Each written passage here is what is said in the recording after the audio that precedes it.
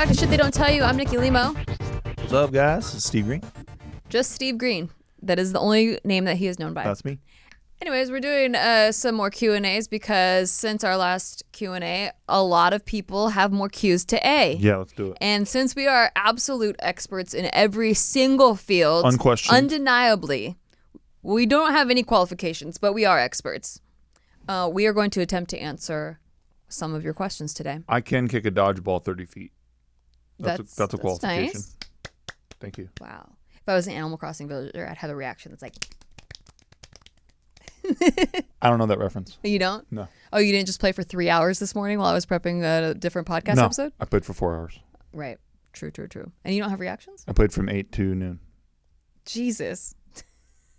Anyway, we're gonna. Wait, Jesus. Yeah, I'm judging you. Oh, really? Because I saw you. I've moved past my addiction. I've moved past my addiction. When, yesterday? I broke my addiction. Okay, yeah. It was really hard for me, and I struggled, and I broke my addiction, now I'm like, you're toxic. Oh, so can I delete our island and start anew? No, please don't do it. Please don't do that. We have a 5-star island. I just got gold roses and a lily of the valley.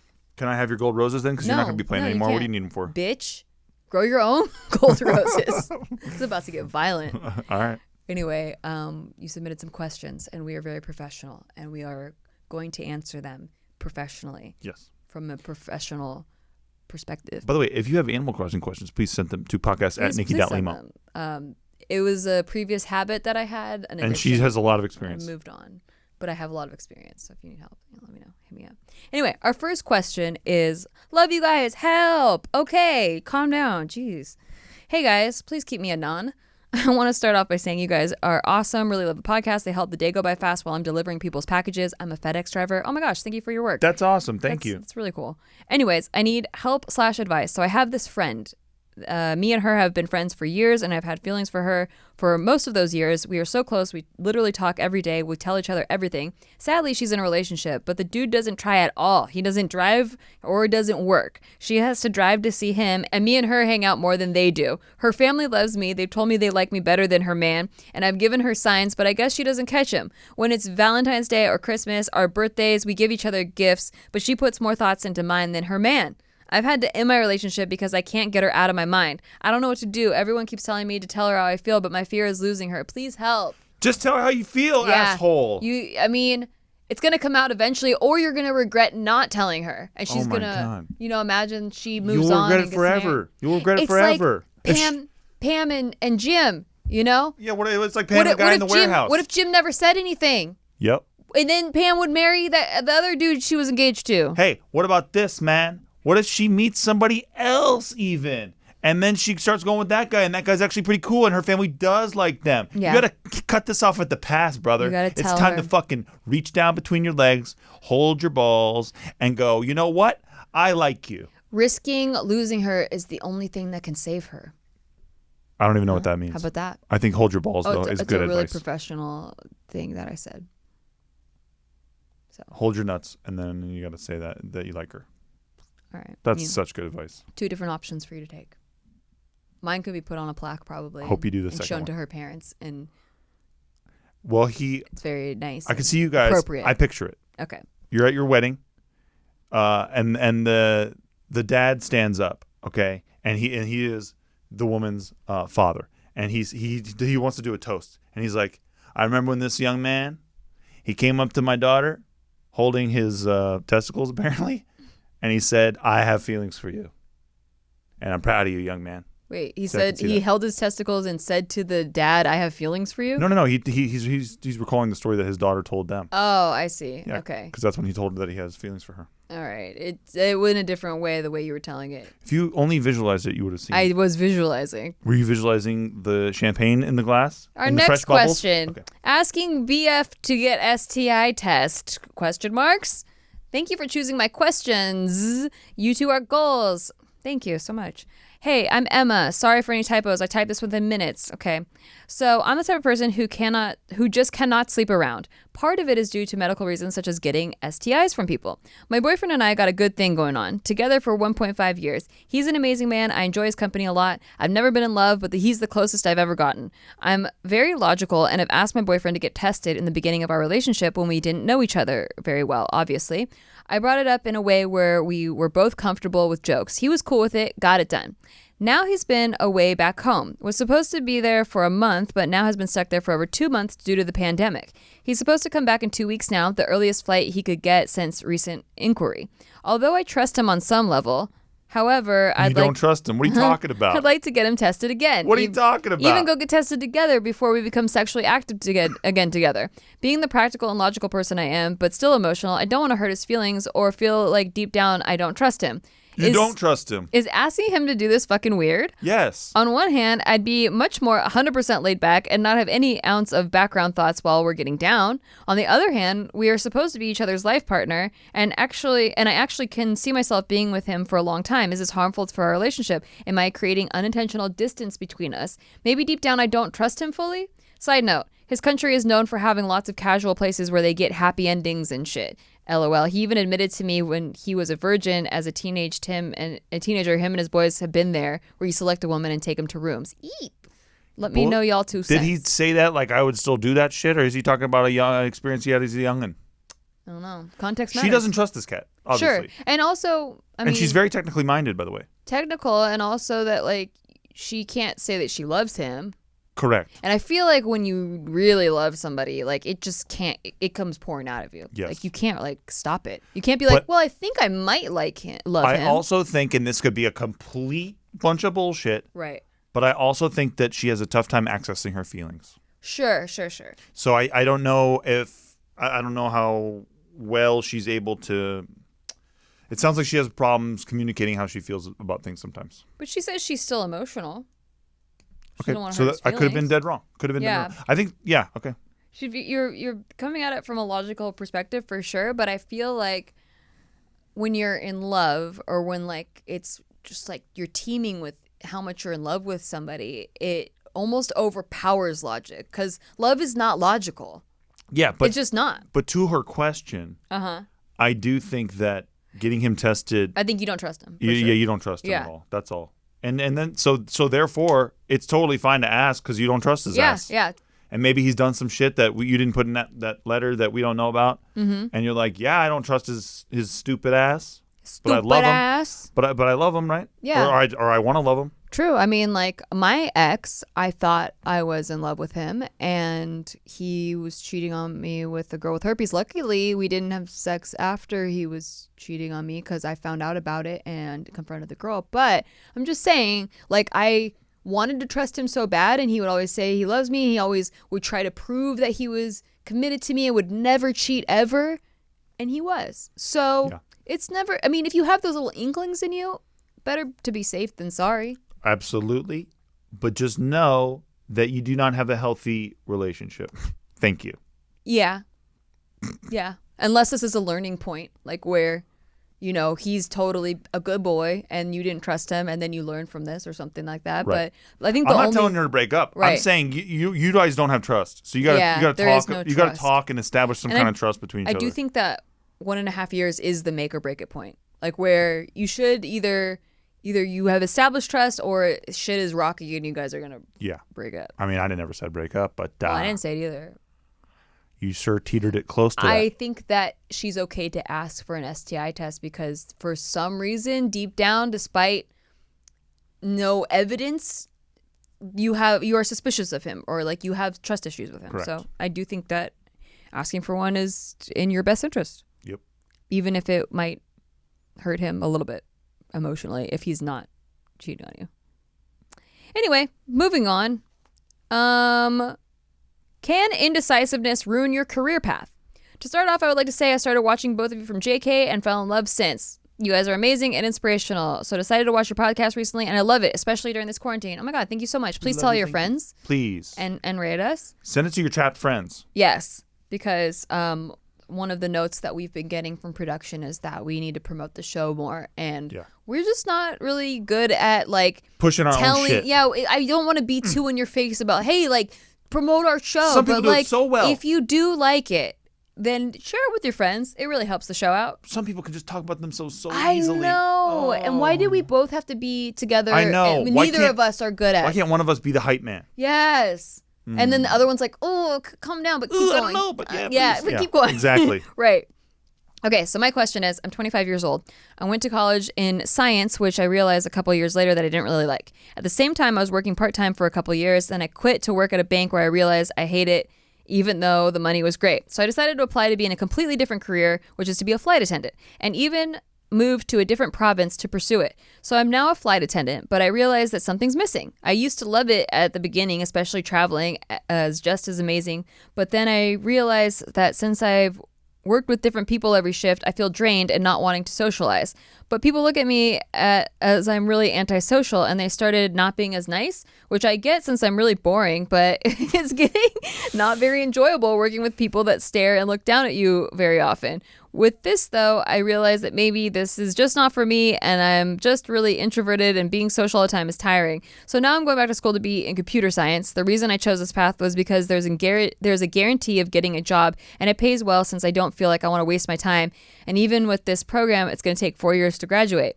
I guess my question is, did you guys start to know your path a long time ago? And were you sure that this would be your path even though you were going to give up everything? And is there any advice to be able to discover what might be your path? I've been told that there's always something that you don't like in a job and you just have to choose one that's less intolerable. Is that true?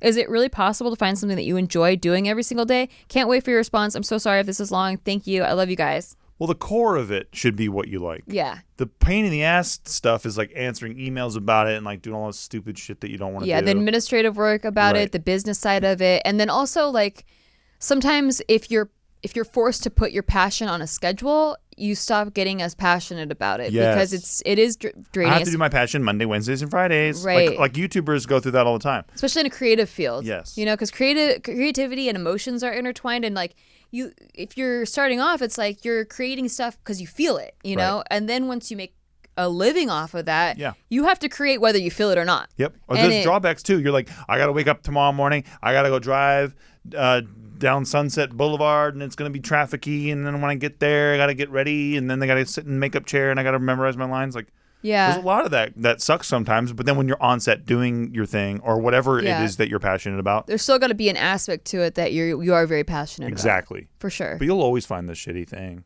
Yeah. Like about it. Uh-huh. Yeah. Yeah, for mine, it's definitely like I love what we do, especially this podcast. Same. I love coming here.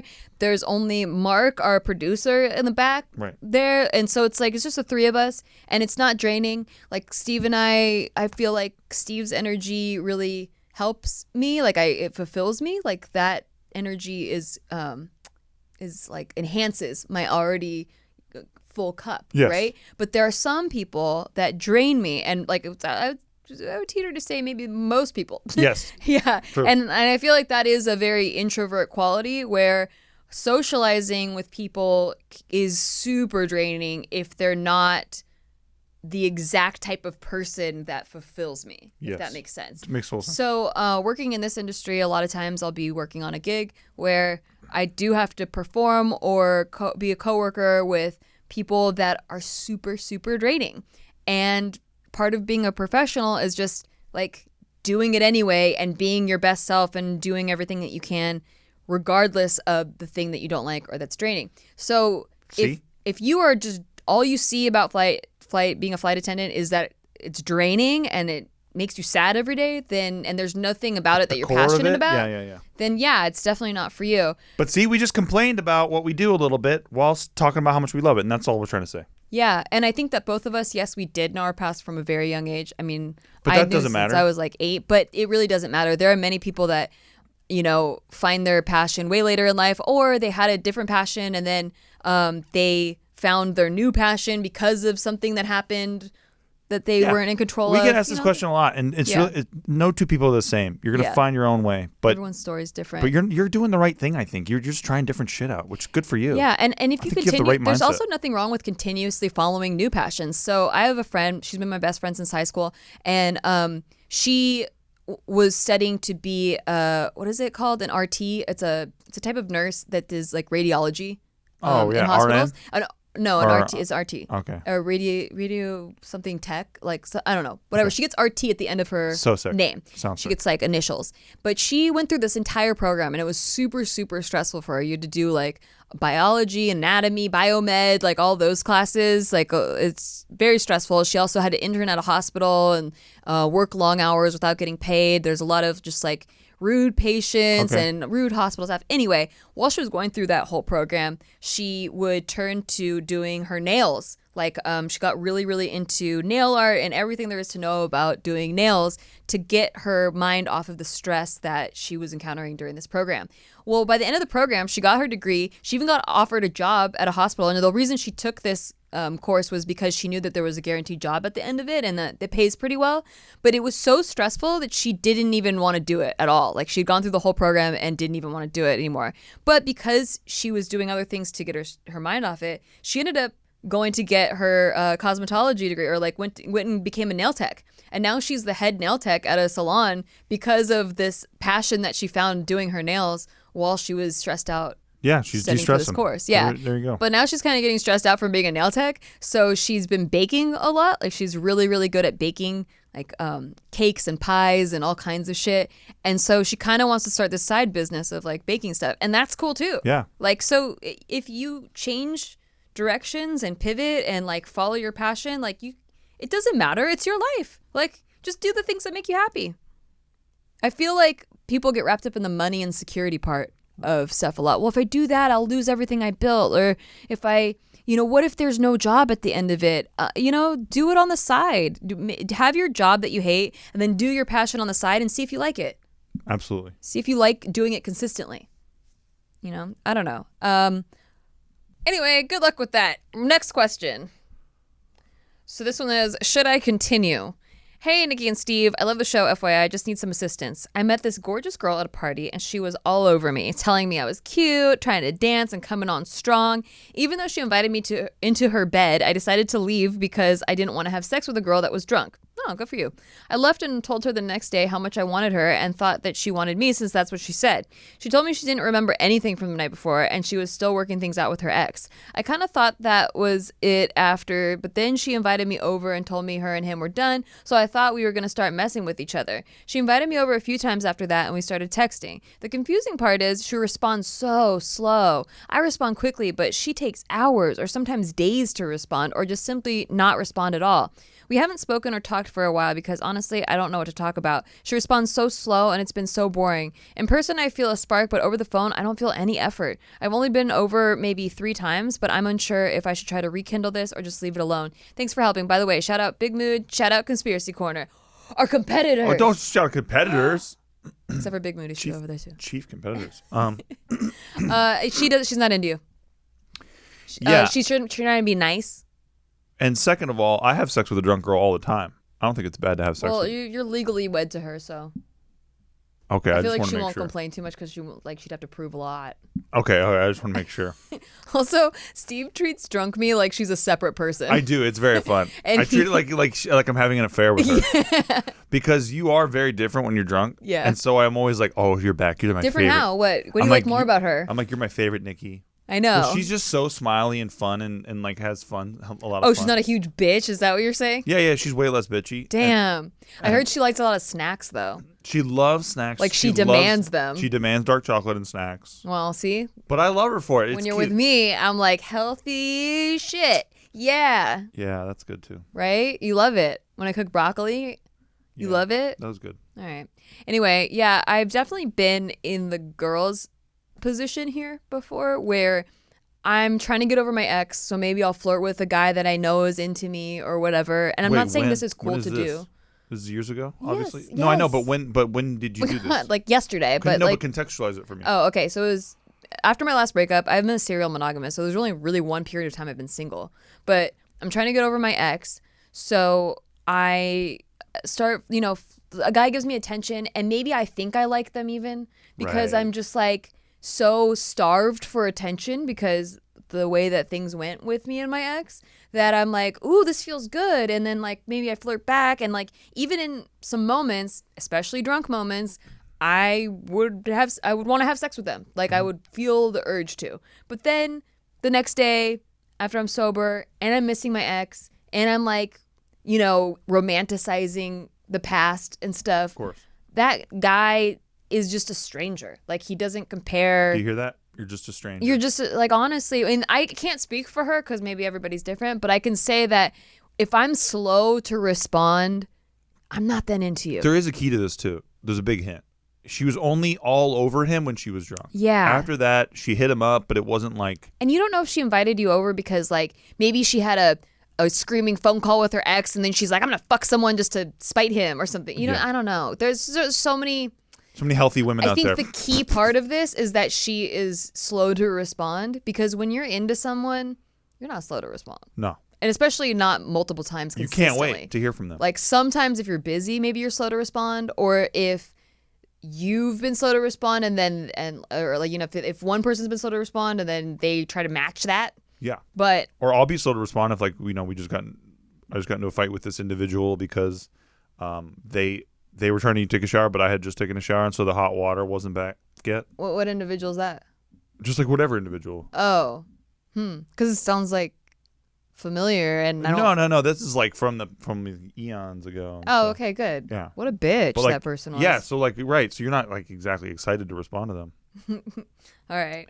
Well, yeah. Hope that helps. I wouldn't continue to pursue it. I think she's using you, but that's just me. That's tight. Yeah. All right. Help me remove our arrows. Let's pretend my name is Bella. Okay. Hi, Bella. Hi, Bella. Hey, Nikki and Steve. You are why my relationship has been improving and why I don't completely lose my shit at work for the last almost year. I have been listening to your podcast. Aw, thank you. See, we don't just break people up. I tell people that all the time. We help. We are. And they're like, you broke me up, and I'm like, all right, pal, get out of my driveway. Yeah, get out of here. Hey, break up again, just for that. Yeah. I have heard you talk about your arrow method, but I want to know exactly what that arrow method is. I feel like there may be some things my boyfriend and I are holding on to from a rocky point in our relationship.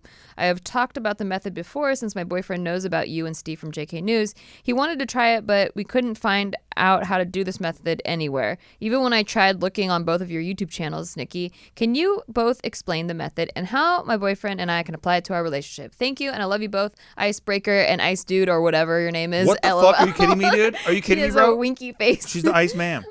Bella. Okay, Bella. So, lots of people like to ask me this, which is why I'm working on a book about this, and I will tell you the method in the book. Sell it. Yeah, I'm not going to tell you right now. I'm going to tell you in the book. Coming out from Simon & Schuster's, probably the end of the How long is it going to take for this book to get written and published? years. It's a long process. You know what I think you should do? Yeah. Tell them in this podcast episode, then in the book, you tell them to listen to that podcast episode. Oh, you are good at marketing. How about that? Hey, you're hired. Thank you. Okay, here's what you do, Bella. Arrow method is all about shedding the past, letting go of the arguments that you guys have had that you still use against each other, whether you're actually acknowledging that you're doing that or not, right? It's about bringing up all the bullshit that you guys did to each other.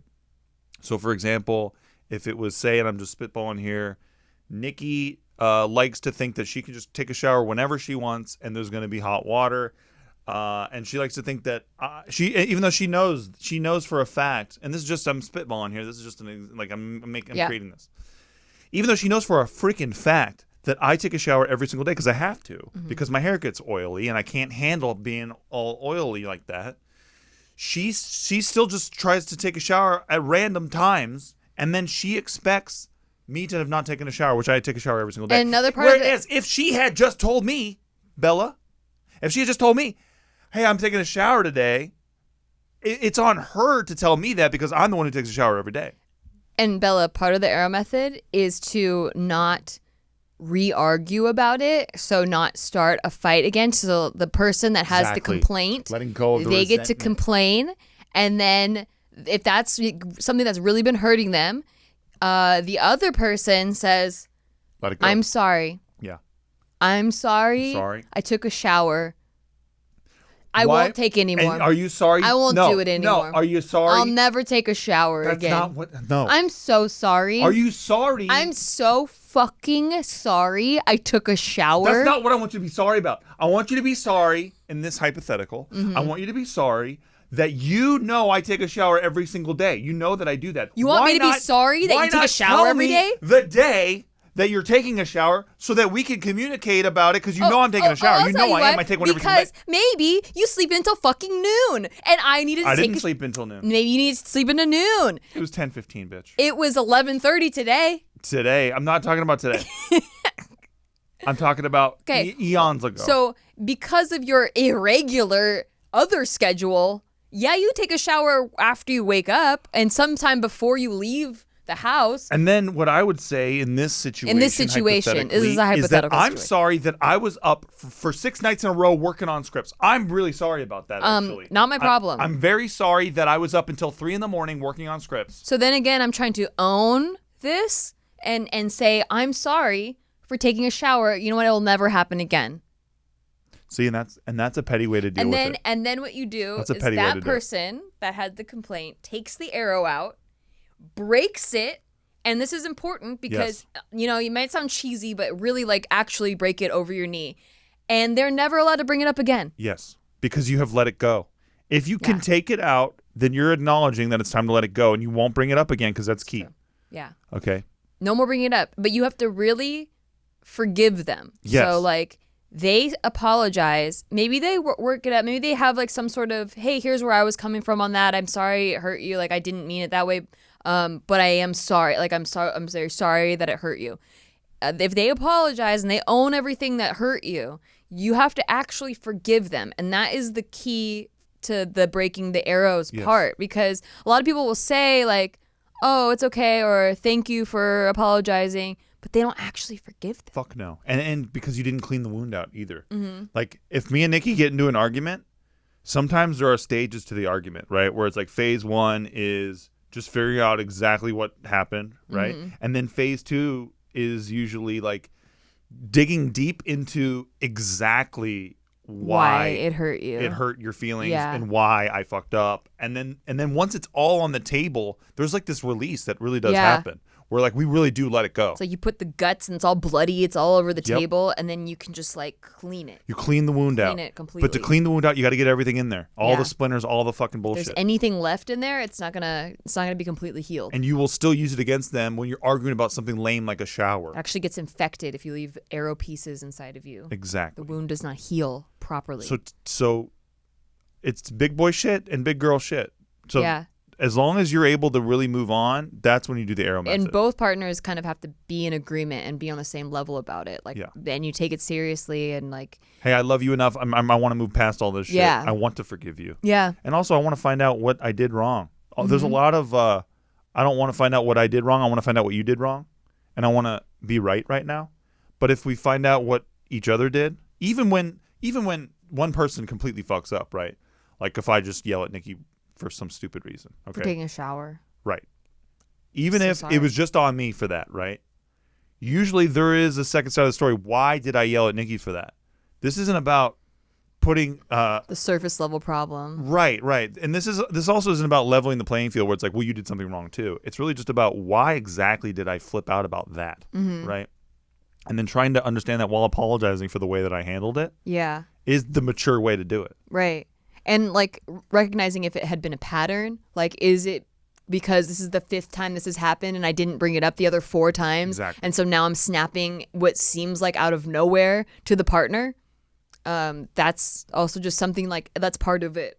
Part of like evaluating why. And it seems very silly. The whole I'm taking out an arrow out of my body right now. Yeah. I'm saying exactly what it was that we're moving past. And then I'm breaking it over my knee. Seems very lame, right? Something I probably would have laughed at 10 years ago in my creative movement class in LA acting school. But you know what? It really is the best symbolic way. You and your partner looking at each other, acknowledging this issue, and then saying we're moving on. That's all that's about. Yeah. So if you want to do it in some other weird way, go for it. But this way has worked for many people that are close to us. And by the way, this is our arrow method. Everyone likes to give credit to other people at JK for the fucking arrow method. Yeah. This is our fucking thing. Guys. Fuck you guys. Fuck you so hard. Who came up with this metaphor? This is us. This is our fucking thing. Very true. We're gonna fucking trademark it. Hell yeah, we are. We need to because it needs Make to sure protect it's ourselves. before the book comes out. I'm sick of it. They're like, oh, this JK arrow method. I'm like, no. Bitch. Sorry, bitch. Excuse us. This is us. That's a new arrow for us. Okay, Yeah, it is. It's still in there. Big time. We are still hurt. Big time. How about they have teaching good things in a bad way, whatever the fuck that means, okay? Yeah, we should steal it.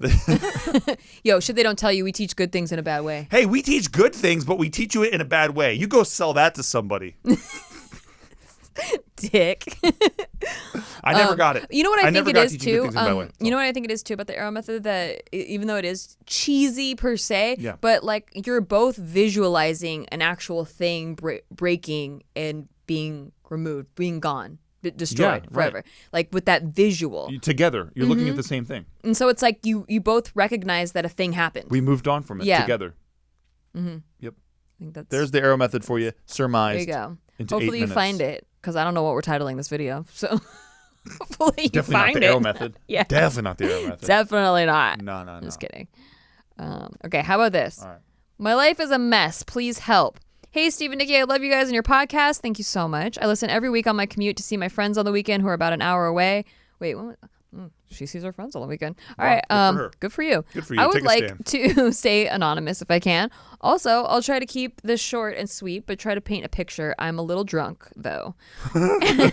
Anyway. Good opening. The past year of my life has been really rough. I've been going through a lot. I broke up with my boyfriend of 5 years and have been dealing with lots of family stuff lately.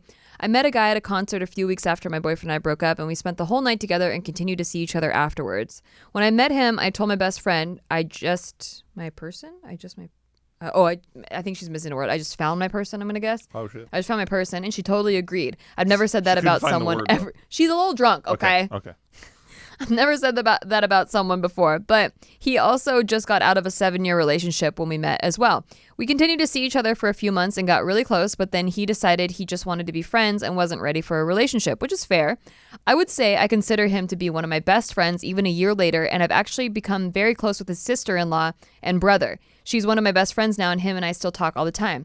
We continued to be friends with benefits for a while, but decided we should stop because it wasn't healthy for us. I think he's my person, and by the things he does, you can tell he still cares about me very much. I guess my question is, do you think I should still wait around for him, or should I move on? I'm nervous to move on because then what if he's ready to date when I find someone new? Or what if he doesn't want to be my friend anymore if I get a boyfriend? I also haven't found anyone that I like as much as him or treats me the way he does. I just feel like I have a lot of anxiety about the situation at times, and I don't know what to do. Please throw any advice you have my way. I know you'll tell me like it is. Sounds like you're ready. Sounds like he's not ready.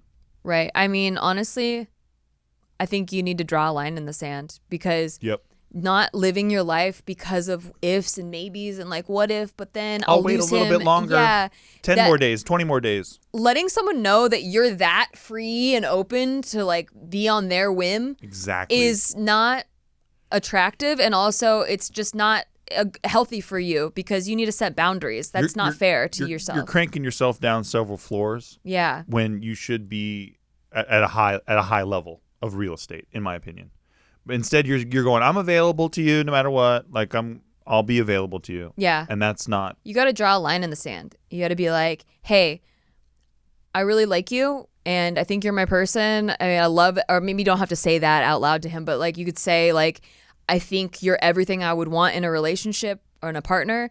I know you've expressed that you're not ready at this time, but I have to go live my life. So let me know, and just kind of like draw that line. And if they get back to you and say, hey, still not ready, you just got to move on. My chick, do you watch television? Do you watch late night television? Have you seen ads run against, I don't know, like the Carson Daly Show or whatever that is now?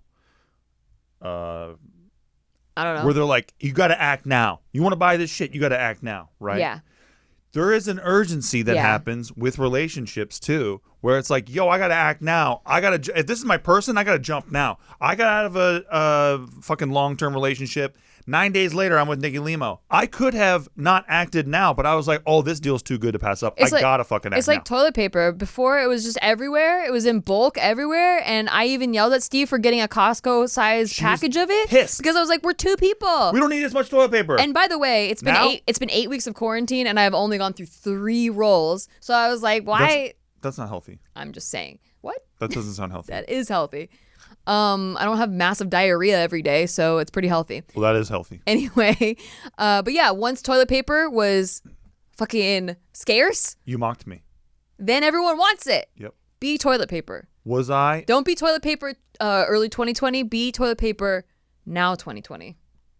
Will you admit that I was a fucking hero for getting that toilet You paper? were a hero in your idiocy. Your idiocy What? saved the I was day. a silent guardian. You didn't know I was a there was watchful You did protector. not know a pandemic was coming. What I did protected our house and our household. It did not. How didn't it? Well, We didn't it have to go did. stand in a bunch of lines going to get toilet paper. We didn't have to go robbing fucking people's houses for toilet paper, did we? No, we did not. We did not have to rob anyone's Will you house thank for me toilet. for that? I have thanked you for that. You just Will you want me do to. it You just publicly? want to keep me doing Will you it. do it This is an arrow. We do it publicly. Thank you. We gotta go to a break. Thank you. That was really nice. We were back. Thank you to our sponsors. We're gonna go. Oh shit, that was good. That was good. Yeah. Hey, thanks for listening to our podcast. We just want to take a break to tell you to thanks for listening to our podcast, and if you want to rate it, that would be really awesome for us. Listen, we're on break. We're not talking to you like podcast hosts right now. We're just talking to you like people. As a friend. And we just want to say, please rate the show because it helps out huge amounts. We're not desperate. We're kind of desperate. We're giving shout outs right now to all the people who are giving it ratings. So huge shout out right now to Brian Jorgensen. That was sick of you, dude. Thank you. God bless. Huge shout out right now to Mark W. in Springfield, Connecticut. Back to our podcast. Jenny Blyke. Hey, back to our podcast. In Tuscany, and Florida. back to our podcast. God bless you. Thank you. Steven. Thank you for supporting the show. And we're back. Thank you so much to those sponsors. Thank you. Thank you. Thank you. Really Thanks, guys. Really saved us. Yeah. Yeah. All right. This question is prioritizing family over partner. Hey, Nikki and Steve. I think I have an interesting one and wonder if either of you have experienced something similar or could help me better understand.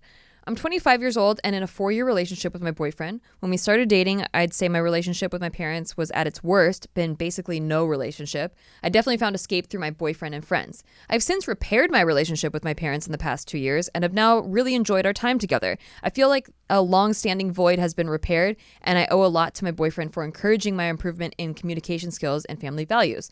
So my boyfriend and I are nearing the next milestone of moving in together, just working on our savings. I want to build a life with him, but I'm feeling less and less excited about this. It's weird, but I feel so happy with this relationship with my family, I'd be content with being single, as long as I have them. I don't know if this is a relatable feeling. Sounds like I've digressed back into a child, lol. I guess this is a new feeling for me as I've never had that family relationship, so I don't know if people just have a healthy way to balance biological family and spousal relationship, for lack of a better term. Among work and family, I notice that I'm prioritizing my boyfriend lower and lower. I've started to sleep over at my boyfriend's less as I just want to be in my own space where all my work is available. And I've increasingly wanted to be with my family in my spare time. He has a close family too, and we currently spend equal time with each other's family. I wouldn't want to take that time away from his family just to spend more time with me and my family. I'm aware that this is unfair on my boyfriend. While he's happy for my happiness, he also noticed a plateau with me and our relationship. I don't doubt my love for him, but I'm finding so much fulfillment from work and family at this time. I don't know what to make of this. I'm really interested to hear what you both think. Thank you, Anonymous. I don't think that you love your boyfriend romantically. That's my initial take. Damn. I think that, and this is not wrong. A lot of people see their significant other this way as a unit to build a family with, rather than prioritizing the romantic aspect of it. So it sounds like you're describing like, oh shit, like I want to build a life with him, but I feel stronger about this family than I do about this family. And so you're looking at the boyfriend as more of a family unit rather than as like a romantic partner. That makes hella sense. Yeah. I think you nailed it. And because you've now repaired the family unit with your family, your biological family, you're not feeling that void as much. Like you're not feeling like you lack that family aspect. Right. So you're not overdoing it with the person that you were doing that with. Yeah. Yeah.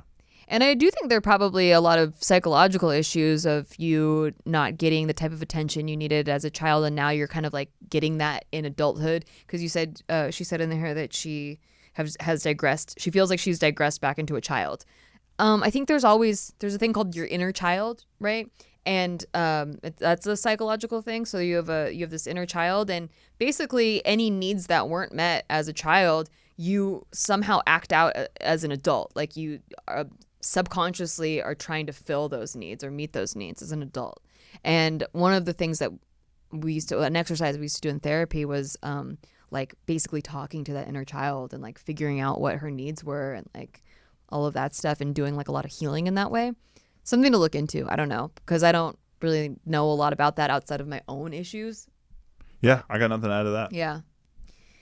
Yeah. So I don't know. I guess I don't think I would move in with my boyfriend, because usually at this point you'd be pretty excited to move in with a partner. You're always excited for usually, unless it's like necessity. But even then, there should be some kind of excitement going on. Yeah. If you're already craving your own space and you don't even live together yet, it's going to get nuts. Because I think what moving in together does is speeds up what was inevitable anyway. So if you were meant to break up, moving in is going to make you break up faster. If you were meant to stay together, it's going to make you stay together quicker, like get married and progress quicker in that way.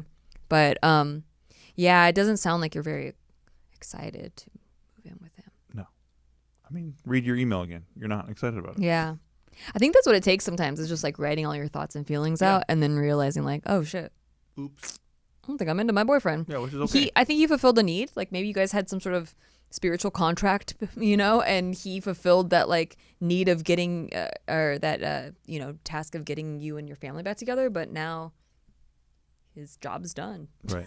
Right. That's sad for him, but I think he deserves better and you deserve better. Agreed.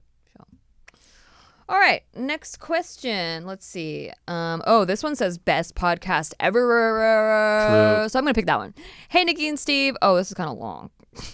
Okay. Hey, Steve and Nikki. I'm going to say something you guys already know. Shit They Don't Tell You is the best podcast ever, and its hosts are the best people ever. Mwah, mwah, sup, sup. That's a Filipino thing. You read it like mwah, mwah. Oh, chop, chop. It's like a kissing sound. So I'd like to say anonymous, but my name is blank. Why would you say your name in this? I'm going to read it. I'd like to say anonymous, but hi, Nikki and Steve. I'm 17 years old. I'm from California, but I moved to the Philippines indefinitely. I've been here since 2015, and to be honest, I still haven't really adjusted. I was very depressed for the first 3 years, but on the bright side, I lost a lot of weight from it.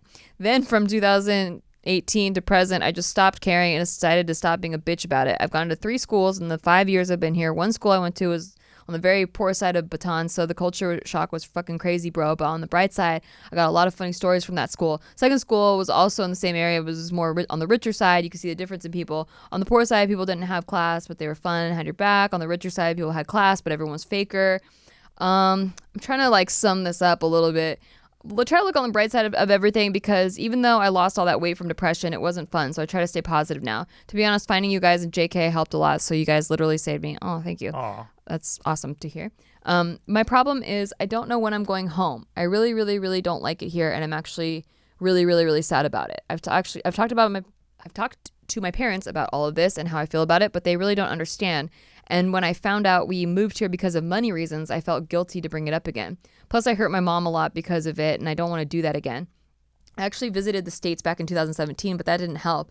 It was like I got a sample of something that I can't actually get, and it brought me back into depression. Every time I open up to someone about it, like my sister or my friends, they either tell me that what I'm going through is nothing, or they don't understand. So my question is, what can I do? School is hell because I don't fit in. Home is hell because I have to put up an act, and I technically don't have any family I can go to here because of hardcore Filipino family drama.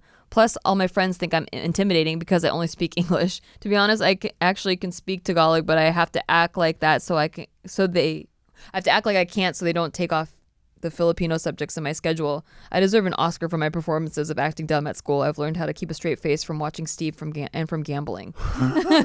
I'm sorry this was longer than... Some people have said I have a gay face, but thank you. A gay face? I get that a lot. Is it from your mom? I think so, my mom's side. Okay. I'm sorry this was longer than the Iceman's wiener. I hope you know. I know you and the Miracle Man don't like it when it's too long. This is the first time I've opened up about this in a long time. I actually drafted this a couple times, so it wasn't the shortest. Sorry. But by the way, I'm actually planning on doing stand-up and using the stories I got from living here as material the moment I set foot onto American soil. Thank you for picking mine, and I'm sorry. Again, this was so freaking long. You guys are awesome, and I wish both of you guys the best in your career and your relationship. From a sad boy.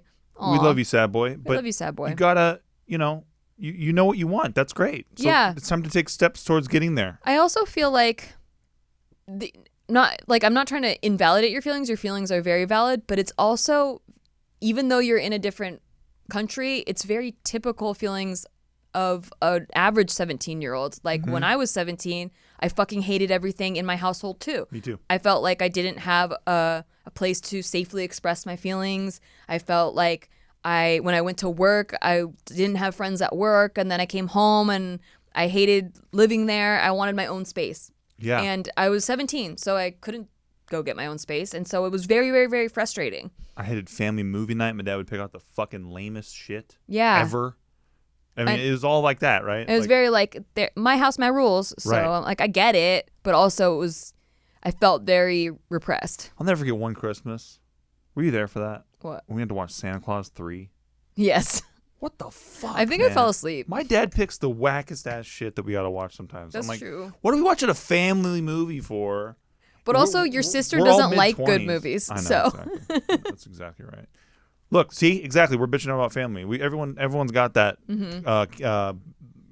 cannonball in their cannon. Okay. And it's hard, man. Like I relate now as an older person, you know, being in my 30s.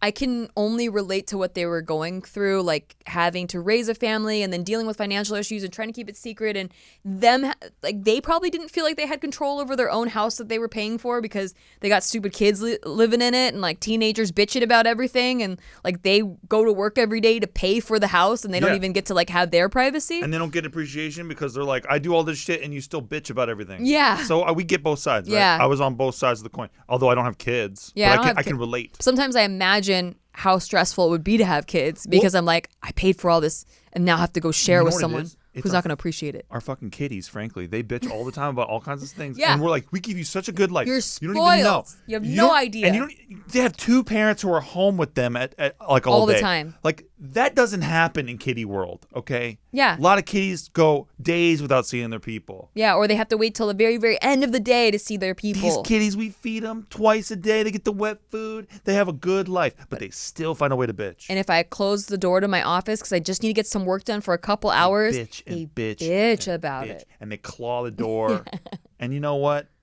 It's a little outrageous. They should be. I wish we could take them to see how other kitties live so that they could see how good they got it. But take them to the shelter. Exactly. Let them look at all those kitties. Yep. Yeah. But we just end up adopting those kitties. Yeah, frankly. it's true. It's true. So we don't go there. But okay, so point being, you're 17. You're closer today than at getting an independent lifestyle. Yeah. Than you were yesterday. Okay, you're closer than you've ever been. 18. You're going to be 18 soon. You can start to take steps towards saving money, getting a nest egg together so that you can move to the States and live here and get a job and all that kind of stuff. Yeah, and I think what you're doing is healthy too. Like finding an outlet for depression and all those things that bum you out, like writing bits and eventually perform stand-up. I think that having a light at the end of the tunnel, something that you can look forward to doing, is definitely really healthy. And just, realizing you're not alone. You're ahead of a lot of people right now. You already know what you want, and you know maybe what your outlet's going to be. That's big, bud. That's big. Just be proud of yourself. Pat yourself on the back a little bit. Give yourself a little bit of juice for it, because that's good. And you're so young. You're a little baby. Okay. I just want to hug you and let you know everything's going to be fine. Yeah, we want to just dress you up like a little baby. Dude, I had the problem you're having. I had it until I was 21. Because I just couldn't get my shit together to move, and I was just figuring things out, and I wanted to move to LA. My parents wanted me to finish college in Santa Barbara.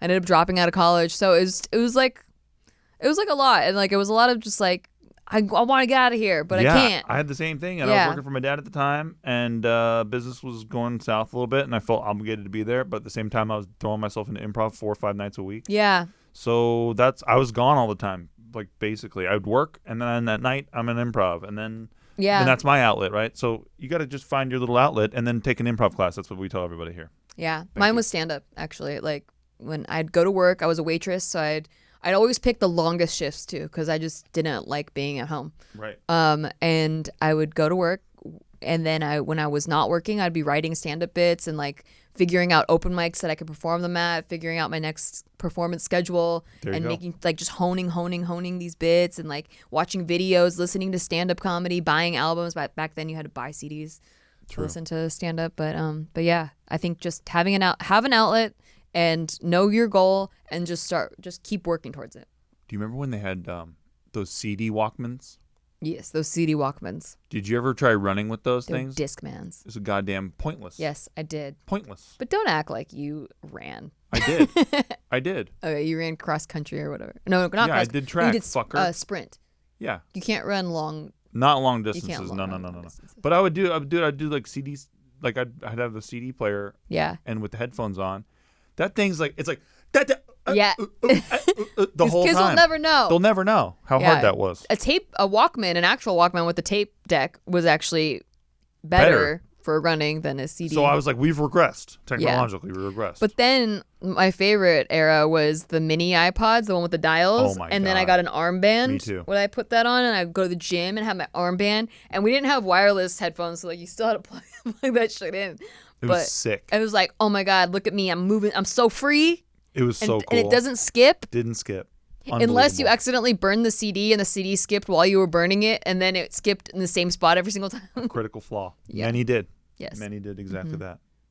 Yeah. And that to this day, the downloading Napster era is why I don't know very many band names, but I do know their music. That's why. Yeah. And I actually got caught one time because I was just clowning on somebody. I was at some party and this guy liked Weezer, and I was like, Weezer sucks. You know, I was just being an asshole. Yeah. And then somewhere during the same party, a song got brought up, and I was like, oh, that song's sick. And they're like, that's a Weezer song. And I was like, oh, shit. A whole dumbass. I got pantsed. I love when you get pants. But isn't it fun to just say Weezer sucks? I just think it's so fun. No, it's not. It is fun. I love Weezer. You can love Pick a Weezer. different band. No, but it's funny to say some band and then they suck. Oh, you suck. Yeah, they suck. It's just so You can pick funny. Smash Mouth. I feel like that's a good Smash- one to hate on. But everyone lot of hates people on hate Smash on Mouth. them. I want to like them now. I actually really liked them in the 90s before Shrek. The pre-Shrek Smash Mouth I thought was pretty cool. And then Shrek just kind of ruined them. Yeah, well, they kind of ruined themselves. True. I mean, did you see the footage of the band leader yelling at some guy? Yes, I did. He's like, that actually "Yo, made you me guys like him fucking more. suck." It That made me like him more too. too. He's like, this guy in the crowd. He's like, "Yo, Smash Mouth sucks fucking ass, dude." And he's like, "Hey, badass, why don't you get up here and say that shit to me?" I fucking love that video. Definitely look that one up. And that video can make me laugh so hard I can't breathe because he's taking it so serious. Yeah. All right. Next question. Yeah. Please keep me anonymous. Hey, Nikki and Steve. I've loved your content for years. Aw. You're both hilarious. I'm a 23-year-old female and have a relationship question for you. Look at this crossover, dude. We got the young kids, man. Yeah, we're fucking hip. killing it. We're fucking killing it, hip. Look you at know? us. Our boomer status is Shrinking. Yeah. Yeah. I think we're going Oh, yeah. way We're up hitting on this the kid Gen Z. zone. Is 23? I think 23 is the borderline between millennial and Gen Z. I'll I don't never know. I'll never know. I'm kind of a boomer. I'm a total Anyway. boomer. I got an abacus. I don't have my abacus. I've been with my boyfriend for 4 years. He's great and he's got a good job and we're planning to get a mortgage together soon. He has always made me laugh. My family loves him and so do I. The problem is with his mental health. He is depressed. I've encouraged him to go to therapy and see his doctor about antidepressants and he did both and is taking them. I've dealt with depression myself and have tried to be supportive and listen to him and give him advice for things that help me. Nothing seems to have changed, though. He's still not interested in socializing and is barely motivated to do anything. I feel like I'm the only one who puts any effort in our relationship, and to be honest, my needs are being neglected and have been for a while. I do have so much empathy for his situation, but clearly, as I'm messaging you guys, it's at the cost of my happiness. What should I do? I've talked honestly to him about it, and he says he will change, but he never does. Thanks so much, guys. Much love and happiness to you both. That's a great question, because Really I feel like question. a lot of people have been in that situation or are currently in that situation. Yeah. I think you should write a letter to him about all the things that you just told us. And it sounds like you've communicated to him like this before. But I think maybe he needs to see all of it in a sequence to understand what he's putting you through. And maybe understand like that he's hurting you. Exactly. Because maybe when you bring it up because you're so empathetic, you don't want him to feel bad that he's hurting you, but he needs to know that it's hurting you. I remember a couple fights when we were first dating, me and Steve, where I would get so frustrated and I would like react in anger, and it didn't really make him want to change. Not that you're reacting in anger, but when I let him know that it hurt me, yes, that it actually like what he was doing was hurting me. And one time it happened so much that I just cried, and he saw that side of it. Yes. It made him change that thing forever. Correct. Yeah. It was the way that you delivered the message. And honestly, it's one of those things too where we were talking about this on the way here for some reason. We were talking about how we used to go to parties sometimes. Oh, right. And you used to want to leave, and we used to go to parties sometimes. Well, I know, right? We all did. But you used to want to leave quicker than I did, right? Mm-hmm. And I would try to work the room and like try to say bye to everybody, and sometimes it would take way longer to leave. Yeah, it would take like hours to leave. Like once saying, "Hey, I've had enough. I'm at my meter. I think I'm close to. I got to get out. I got to get out." Like then it would take 2 hours to leave after that. I was being selfish. Obviously, I was not listening to your needs at all. I was just sort of trying to get mine in still because I wasn't done socializing yet.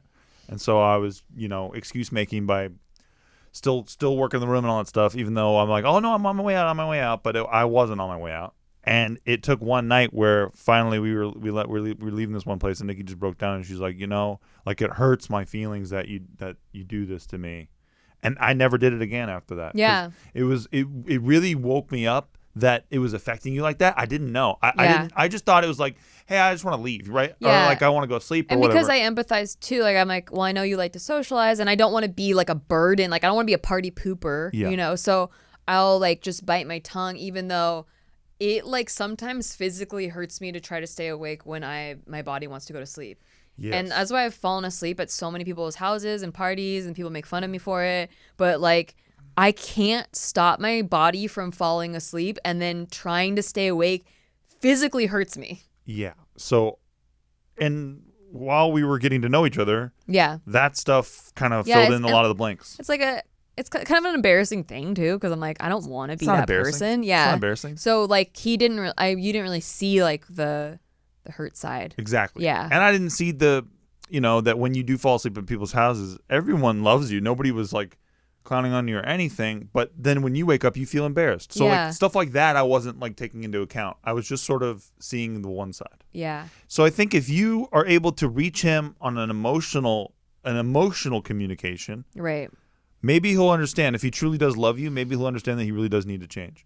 And by change, you want your needs met. And that's really all you're trying to get at is, hey, I have needs that are not being met, and I would love if you would come meet me in the middle. Yeah. And also if he's on antidepressants right now, because you mentioned that, like drugs work differently on different people, and that could be messing with him. Sometimes that actually sucks the motivation out of you. I've never personally taken antidepressants, but a lot of my friends that have been on antidepressants feel less motivated.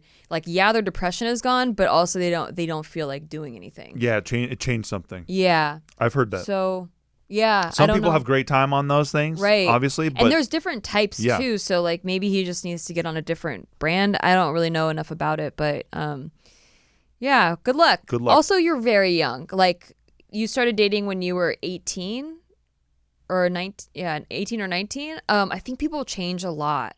Like I remember dating a guy when we started at 18, and I broke up with him at 23 because we were just very different people by the time that happened. Yeah. Like a lot happens in that stage of life. So good luck to you. Hope things get better. You got this. You got this, girl. All right. One more relationship question. All of these have been relationship questions, but there haven't really been any other type of questions, so sorry. That's there's so much relationship questions. I forgive. Hi, Nikki and Steve from QC Canada. Is that Quebec? I don't know. QC Canada. Please keep this anonymous. Quebec City. I would like to start by letting both of you know that I started watching you guys last year, and I love you guys. I love how hilarious and straightforward you guys are, and your energy. Thank you. Why did you just start last year, though? I mean, seriously? We've been around. We're at over 100 episodes. Time. Thanks. Yeah, thanks. Go back and watch all of them. Wow, what a backhanded compliment. So my question is about dating life. So I'm 25 years old, turning 26 soon. I've been single for over 2 years and a half. My last relationship lasted for 4 years, and that relationship was really physically and emotionally abusive. Oh, shit. Dang. So I've been focusing on myself a lot and started to feel like am I getting old? I've tried dating online twice, and I'm not really into it. It didn't turn out as good as I thought it would be. I'm an introvert, and it's really hard for me to open up to someone that I've just been talking to online, and I get anxious swiping people's pictures right or left without knowing their personality, and the fact that you don't know if you'll match with the profile you finally like after swiping for 30 minutes. When in the past, dating was never supposed to be stressful. So do you think that people still meet in real life, or am I just being very closed-minded person, and I should really force myself to talk to people online. Is it normal to feel this way? My sister and some of my friends are telling me that it might happen when you meet people in real life, but that'll take forever. I don't know what to do anymore. Thank you. So that was it's hard to read.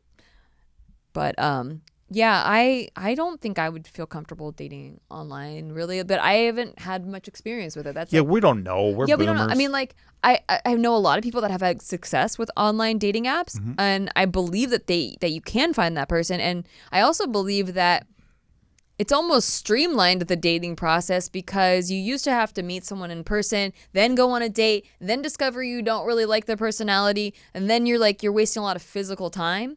Whereas like online dating, you can talk to a lot of people first, messaging wise, and then I think, frankly, and look, I could be dead wrong about this. This is just my judgment. I have the ability to kind of throw paint on the wall sometimes, and I know I'm doing that here.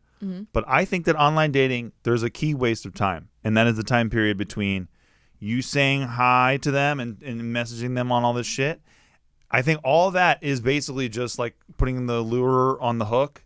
And then once you get them on the deck is when you go on the date with them. And then, because until you see their mannerisms, the way that they talk, the way that they look at you, the way that they are, like the way that they smell, the way that voice, they act, the way they carry themselves. Right. It's all moot until that point. Like all that is just a build up to your answer to whether you actually like them or not. What about like FaceTiming?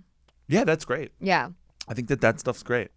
Yeah, have you tried that at all? I would try that for sure. Yeah, because it doesn't say in here. It just sounds like you've been like texting them. The faster you can get from the ha ha ha, yeah, I like that too. How cool. Yeah. Like just getting to the real shit, which is like actually seeing them on a phone or something. Yeah, that was my least favorite part of dating. Right. But I also would only like go on dates with guys that I had been friends with so that I already knew their personality so we could skip all that. Yeah, and there doesn't have to be a lot of pressure to it either. It's like, yo, I got 15 minutes. You want to just hop on real quick and talk real quick? It doesn't have to be like, yo, we're going to get on here forever. Yeah, but I understand the introvert side that's like, I get anxious getting on a phone call. Sure, but you also got to meet the person for a date. Yeah, you do. Too. It's just about sacking up and going, okay, we're going to do this right now. I think what I would do is get ready and treat it, because right now we're all in a weird situation with this pandemic thing. I would treat it like I was going on a date. So I'd get dressed and ready and like the whole like ritual of like getting ready. It's great. And then treat it like we're on a physical date when we're FaceTiming. But I would need to have like to see their eyeballs. That's what I need. I need to see that. I need to see it. I think that's why I don't like phone calls. Is that it stresses me out because the nonverbal language, I feel like I read that more than the words people are saying. And so not being able to see that is like, gives me anxiety. Or even just their attention level. Yeah. I've been on dates with people who I'm like, what the fuck is with you? Like, why don't you just look me in the eye or like pay attention to what we're talking about? Like, you seem like you're somewhere else. Yeah. Like stuff like that helps you understand if you like somebody or not. If they're going to be like in the middle of a conversation spacing out, you're like, fuck this. I don't need this shit. Right. Yeah. Yeah. So what's the main question? Is you being closed-minded, and should I really force myself to talk to people online? I mean, maybe getting out of your comfort zone is good. Yeah. I think so. Because being closed-minded is just saying like straight up, it's not for me. I don't do this. Like you are being a little closed-minded there. That's why we're not against dating apps at all. We just have never used them. We're too old. We're old. Yeah. But also you're not getting too old. Come on. You're 25, turning 26. You're fine. You're fine. We didn't start dating until I was almost 27. Yeah. And Steve was older than that. So. Well, for chicks in LA though, you were way up there. So. True. I was still playing 18 to 24 though. So. I'll say. Just saying. You played that for me a couple times. Thanks. Thank you, everybody, for all of your questions. If you have a question, you could always email us, podcast@nikki.limo. I check them, maybe not right away. So the people that have titles from March that are like, urgent, please help, I kind of just skimmed past that one. Yeah, I mean, it's, sorry about that, urgent. Because we try not to do like so many Q&As like all the time. Yeah. And then we're trying to get to everybody. So it may not get answered urgently, but maybe you relate to another person that has a similar question. We're counting on it. Anyway, subscribe. Also, download the episode. It really helps us out. Also, tell your friends about it. If you got something from this podcast episode, tell your friends about our podcast.